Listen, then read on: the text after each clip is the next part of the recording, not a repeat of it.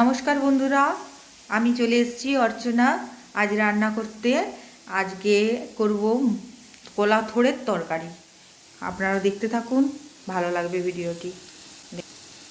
কলা থোড়কে কেটে নিয়েছি চুলিয়ে। কলা থোড় কাটার সময় একটা চুল বেরোয়, মানে একটা রোম বেরোয়, ওইটাকে ভালো করে কেটে নিয়েছি।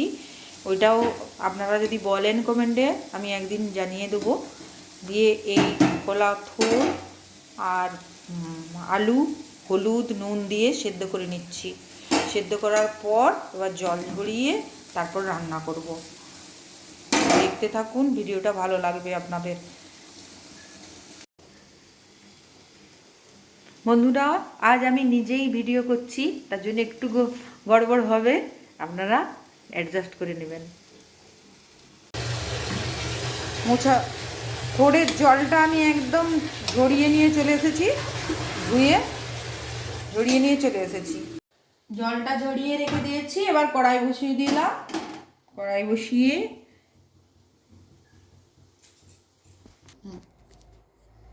কড়াই গরম হয়ে গেছে। এবার কড়াইয়ে তেল ঢেলে দিলাম।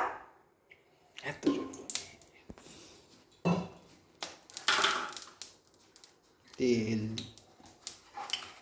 5 ফোড়ন দিয়ে দিলাম। 5 ফোড়নটা ফুরিয়ে গেছে। এখানে একটা শুকনো লঙ্কা দিয়ে দিলাম, একটা তেজপাতা দিয়ে দিলাম,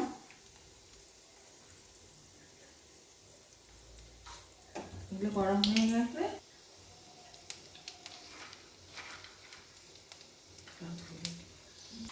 এবার ছোলাগুলো দিয়ে দিচ্ছি। রাত থেকে ভিজিয়ে রেখেছিলাম ছোলা।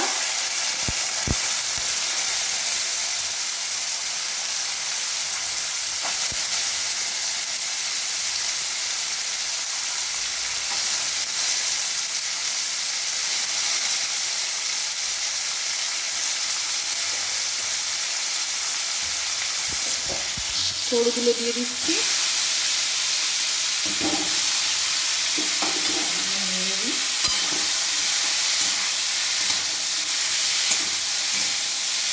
একটু ভাজা ভাজা করলে টেস্টি হয় ভালো।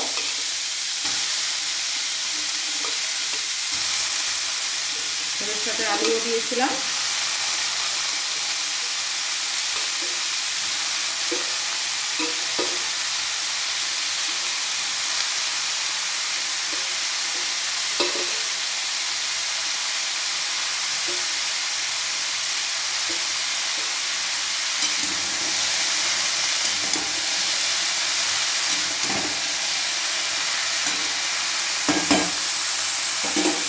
আর মাছের ঝাল এদিকে হয়ে গেছে।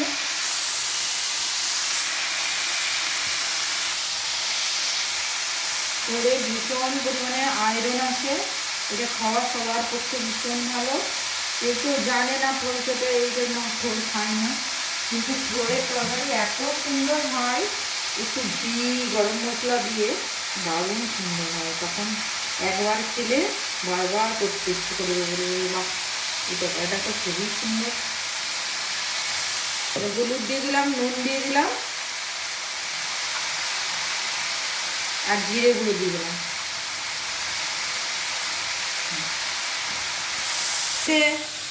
একটা ডালও দেবো আমি, যেহেতু ভাজা মুগের ডাল আমি করেই রেখেছি অলরেডি, তার জন্য আর মুগ কলাই দেবো না, মুসুর ডালটা দেবো।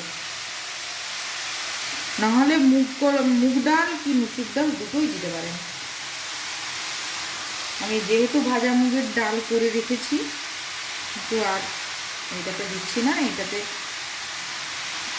মুসুর ডাল দিয়েই রান্না করছি।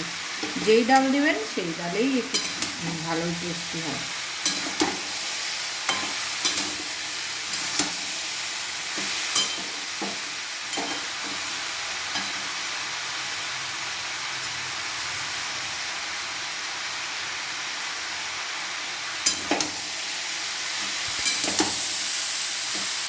এক মিনিট এটা ভাজা ভাজা করব। ভাজা ভাজা করার পর জল ঢেলে দেবো। 1 মিনিট এটা ভাজা ভাজা করে নিয়েছি। এবার এটা জল ঢেলে নেব।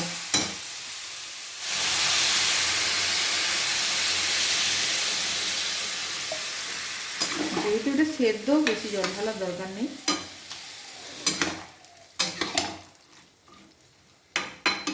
একটা সুন্দর গন্ধ উঠেছে। আমি ক্যামেরা তুলতে থাকতে পারছি না।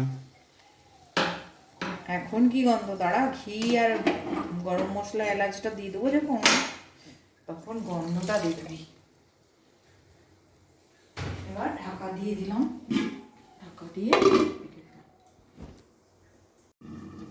5 মিনিট বাদ ঢাকা খুলে দেখছি।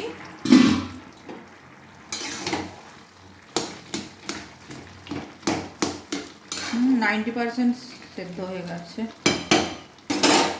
এরপর আমি চিনিটা দিয়ে দেবো। গুড় দিলেই হতো, কিন্তু গুড়টা ফুরিয়ে গেছে, চিনিটাই দিয়ে দিই।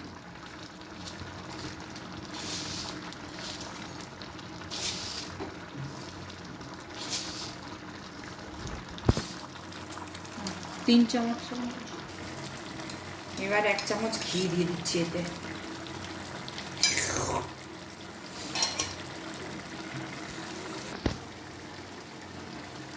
দুটো ছোট এলাচের টুকরো দিয়ে দিচ্ছি নামাবার আগে। ব্যাস তৈরি হয়ে গেছে গুড়ের তরকারি। অফ করে দিচ্ছি। কেমন হয়েছে বাবা বলো? তরকারি তো ভীষণ ভালো হয়েছে, থোড়ের তরকারি এত সুন্দর হয়েছে ছোলা দিয়ে, দারুণ, এক্সিলেন্ট।